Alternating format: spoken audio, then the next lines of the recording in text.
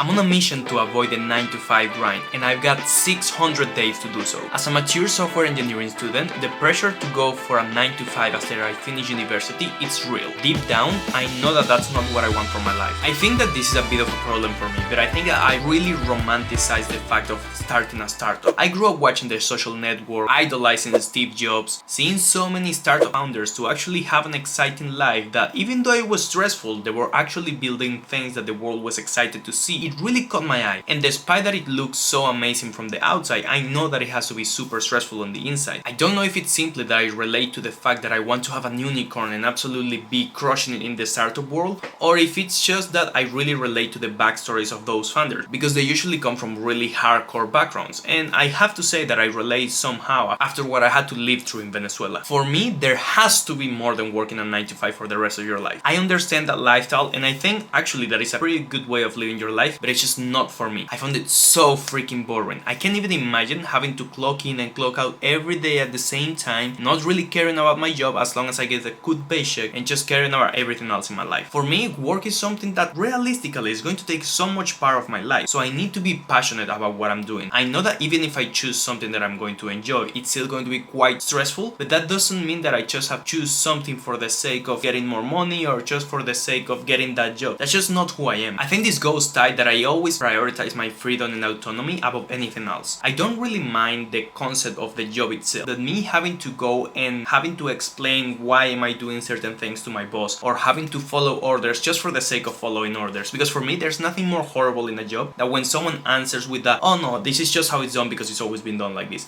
and there's not even like a brain cell of that person trying to figure out a better way of doing something. They just kind of like go in autopilot, and that's the same way that they live their life, and it scares me so much that I end up like that, and then 20, 30 years later on down the line, I have to see myself and understand that I absolutely sacrificed my dream just because I wanted to get a little bit more money early on in my life. And that's something that I genuinely struggle a lot, because a part of me says, oh, let's just take the short-term solution, let's apply for a job, do great, and you'll probably make really good money for your age. Or you can choose the better long-term solution that is going to essentially condensate the horrible work experience that you're going to need for the rest of your life into a short amount of years and see what happens. This might be my ego talking, but I know that if I have people working under me, I will take care of them and hopefully inspire them with a good leadership. But I also understand that the majority of the companies don't really care about their employees. No matter how hard you work in a company, the moment that there's no profitability, you're probably going to be the first one on the line to actually get fired. They don't really care, they just care about making money. I know it's a bit weird saying it, because I really like the concept of having a company. And again, it might just be my ego talking and saying, oh well, I'm going to be different. And in reality, when it happens, it's not really going to be different, but who knows? I just know that for me at least, it frightens me the fact that my future and my potential position on that uncertain future is going to be handled depending on how the company is doing. Like if there's a crisis like the dot-com bubble or something like that, I'm gonna get fired right away. And it's not because of something that I did, it's just because some other people made mistakes. And that's the part that it makes me a bit crazy about it, because I have to be in control from my own future and the own decisions that I make towards that better future. I absolutely hate office politics. This part where you have to be, oh good morning Janet, oh good morning Karen, how are you, how was your weekend? I absolutely hate those talk. I also understand that there's some small talk that needs to happen for,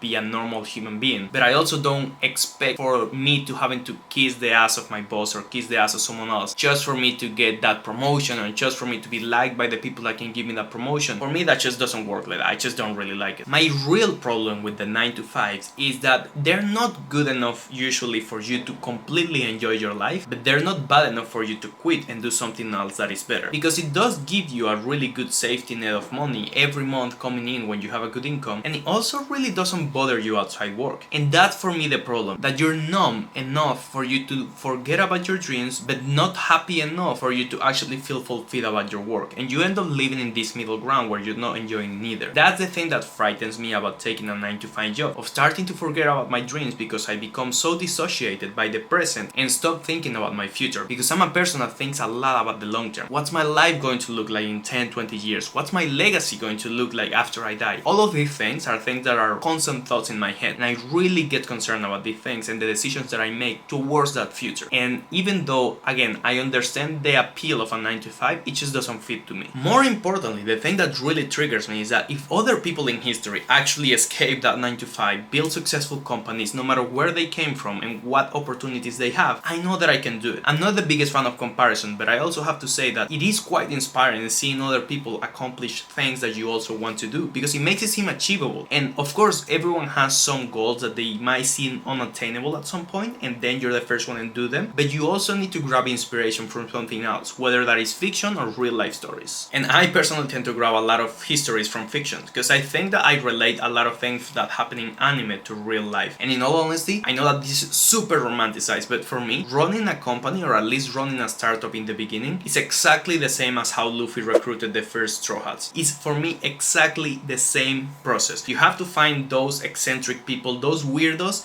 that they're incredibly talented, that you know that they're going to be with you for the rest of your journey, and they're all individually having their own ambitions that they're fulfilling with you. My approach to this is that money should be a tool, not a result. I also don't want you to think that what I'm doing is just eternally pursuing more and more money just for the sake of having money. For me, money is a tool that to this day what it does is just that it buys more freedom. And for me, freedom is allowing my mom to have a better future, allowing my future family to have a better future, allowing me to get better choices in my day-to-day, because I can actually think about the things that matter rather than being concerned about paying the bills, what's gonna happen next month if I don't get a job, what's gonna happen next month if I don't have personal training clients. All of these things, they're day-to-day constraints that you wouldn't really think about if money wasn't an issue. I really like this quote that says that if it's a money problem, it's not a problem, it's just an expense. Problems are not solved by just putting money on the table. This is definitely going to be controversial, but I do think that work-life balance is definitely overrated. I understand it. I understand the concept, and that you want to have certain limits about what happens to work and affecting your real life and affecting your life outside work. The problem is that it's impossible for work to not affect your life, and vice versa. You're literally working for more than 40 hours a week in the same office. Okay, I understand. Now we have remote work, so it's a little bit different. But realistically, you're going to spend a lot of time with your coworkers, with your boss, with the problems that you face at work. All of those things are going to shape you. You know that if you stop trying at work, you hate your work, because if you have some experience in the workforce, you know that there's nothing more horrible to your personal life than working a job that you hate. And again, it's not for me that you have to work in a job that demands you to be 80 hours, 120 hours there, but it does require you to have a job that if you have to put some extra hours or some less hours because you actually did a great job, that's great. It doesn't have to be so black and white. And of course, the type of job that demands so many hours from you is going to be really dependent on what type of job do you do. If you're a founder, you're probably gonna always have to be 24/7 on the phone. But if you're simply someone that's doing a minimum wage work, that works in a very simple shift job, then you're gonna be fine. But the most important reason on why I also want to be a founder, and why I also want to focus on my long-term career as a founder or start my own startup, it's because I want that my work to be equal to the amount of money that I can get. In a job, I feel that even if you do a great work, it doesn't really mean that you're gonna get that promotion that you want. Sometimes you also have to sell yourself. It depends on your social skills, on how you actually portray yourself to your bosses, rather than the actual results. But for me, at least from the outside, because again, it's not something that I've experienced already, but for me, sales are going to be the ultimate proof that you're actually doing something right. Because if you get a bunch of people giving you money for something that you built, you know that you created something that is worth it, and that's going to be rewarding to you in their own certain way. You're going to make as much money as you can, and not necessarily having to depend on someone else's criteria to actually get the promotion to actually make more money. It's very unlikely that you're going to get enough wealth to actually buy freedom for the rest of your family and probably the couple of next generations if you stay working on a job. It's just not gonna happen. It's probably going to depend on you having your own business or having some sort of service that you're going to have to incrementally build your income up. Because it doesn't matter how responsible you are with money, it's always going to come down to an income problem. It's gonna get to a point where you just can't cut down expenses anymore. You can't manage finances as well as you can, just because there's nothing else to trim, and you just have to make more money. It's honestly as simple as that. Not for the sake of having more money, but for the sake of getting more freedom. And if you want to know why am I talking so much about startups and engineering and software companies, it's because I'm passionate about technology. And if you want to know why I came back to university when I was 26 years old, you can check out this video that you have over here.